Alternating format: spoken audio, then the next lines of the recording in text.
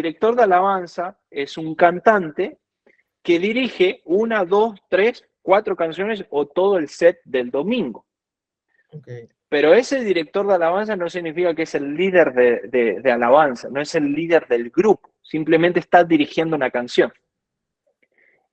Dirigir la canción es muy diferente a cantar una canción. He visto iglesias, ahora estamos reaccionando, por ejemplo, a streamings en vivo, de cultos en vivo, y estamos aprendiendo un montón de ver diferentes iglesias, diferentes denominaciones. Y yo veo iglesias que son 4 cantantes que están cantando al mismo tiempo y ninguno dirige. Entonces como que la iglesia está como así, estamos cantando y demás, pero nos estamos perdiendo de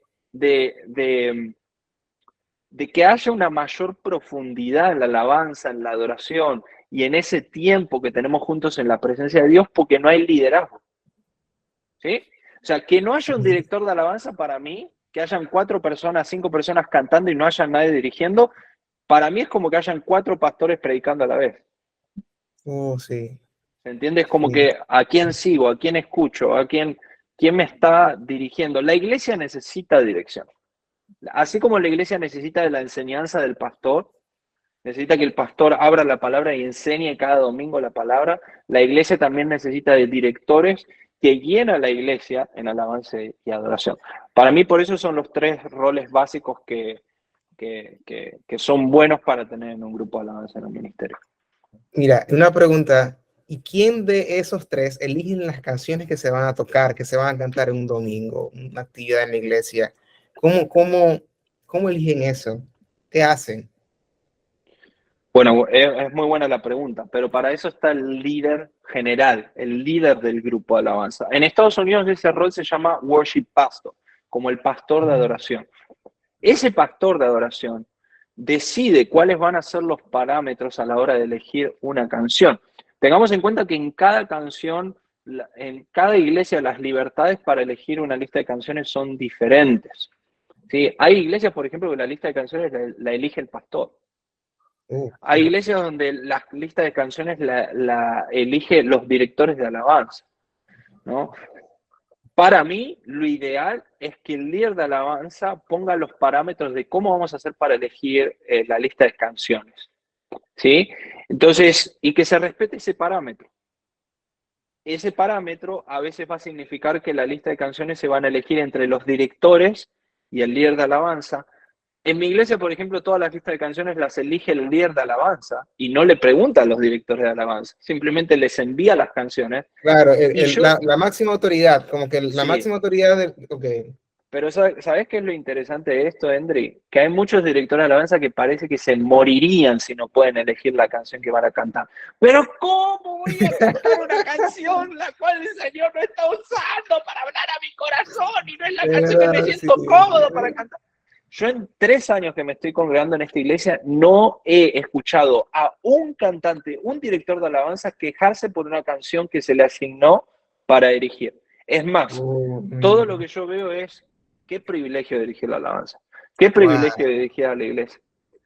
Te das cuenta que es una mentalidad que a veces es como que es más orgullo a veces o es más capricho Y eso que es lo muy que tiene latino. que ser. Y eso es muy latino. Eso es de muy Suramérica para acá, de muy Centroamérica. Eso es Si así. no lo siento, no es de Dios.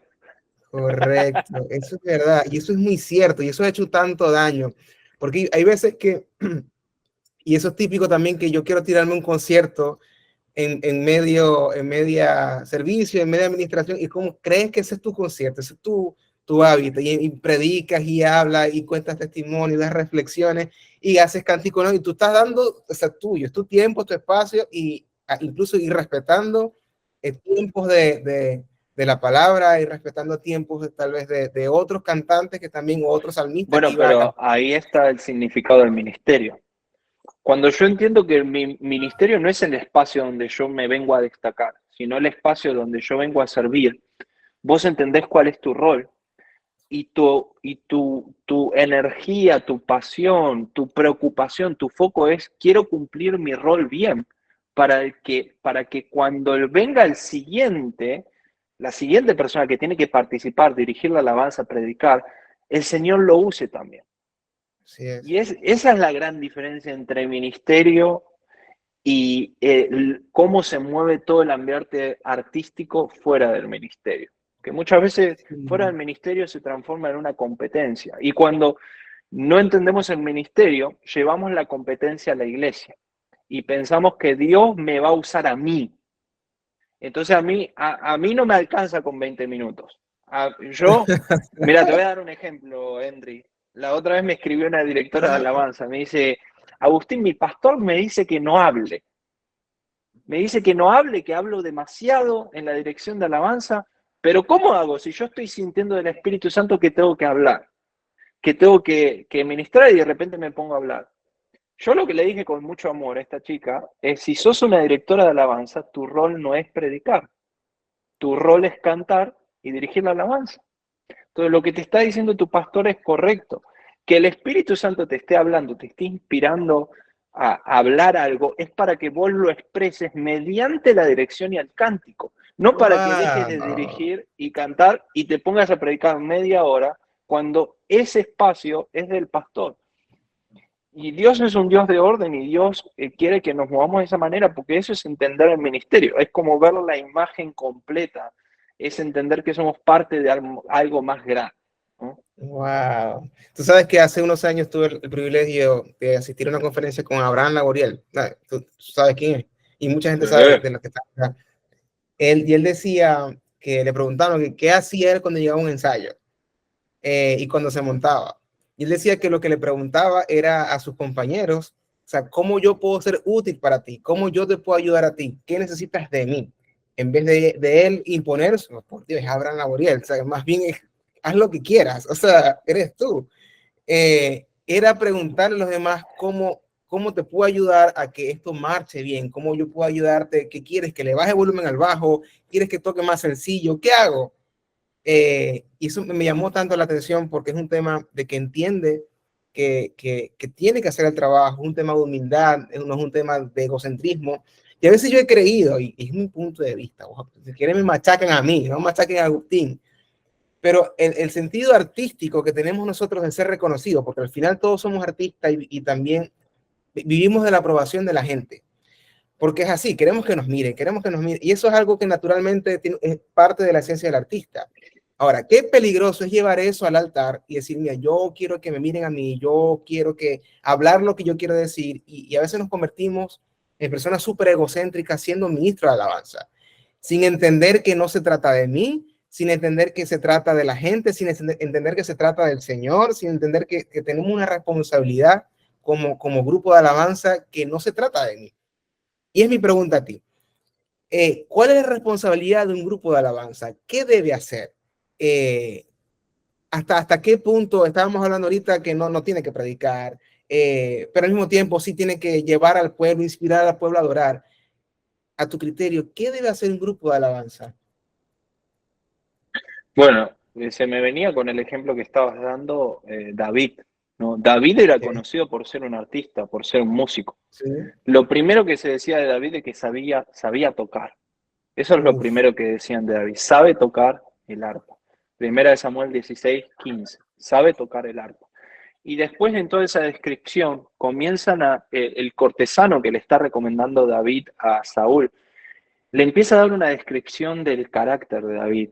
Y dice, pero no solamente te voy a recomendar un buen músico, un artista. Este hombre que te estoy hablando es hombre de guerra, tiene buena presencia, es prudente en sus palabras. Y además de todo esto, Jehová está con él. Wow. Entonces, es exactamente lo que acabas de decir de Abraham Laboriel. O sea, lo primero que puede decir la gente de Abraham es que es un bajista impresionante, legendario. Pero el que lo conoce dice, él tiene algo diferente. Dios está Sí. con él, ¿no? Entonces, yo creo que nuestro rol como grupo de alabanza en la iglesia es edificar a la iglesia. Edificar a la iglesia con lo que hacemos. Efesios 5 habla de cantos espirituales, habla de salmos, de himnos, que cantemos y nos animemos unos a otros con la música, ¿no? Con el cántico, y alabemos a Dios con todo nuestro corazón. El rol del grupo alabanza en la iglesia es guiar a la congregación en la alabanza y adoración, pero no solamente eso.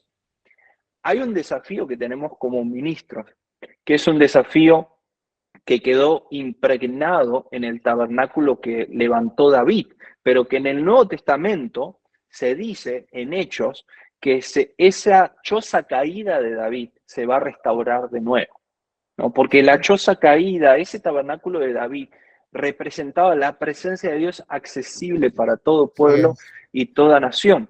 Y en ese contexto, David levantó ministros, no solamente que podían tocar y guiar al pueblo en la alabanza de la adoración, sino también que podían profetizar, Wow. ¿no? Entonces, acá hay dos dimensiones que son muy importantes en un ministro y en un grupo de alabanza. Primero, yo tengo que guiar a la gente a la presencia de Dios, guiar a la gente a alabar y adorar a Dios. Pero tiene que haber un momento donde yo también sea el canal por donde Dios le habla a la gente. ¿Me entienden? Entonces, cuando David hablaba de músicos que pudieran profetizar, justamente estaba hablando de músicos no solamente que pudieran guiar al pueblo, sino que pudieran traer algo de Dios a la gente.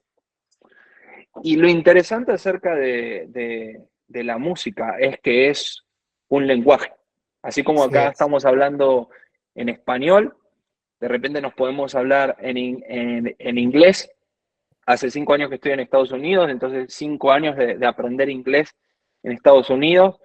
Mi inglés no es muy bueno, mi español es bueno porque nací en Argentina. ¿Cómo está tu lenguaje musical? Te voy a preguntar.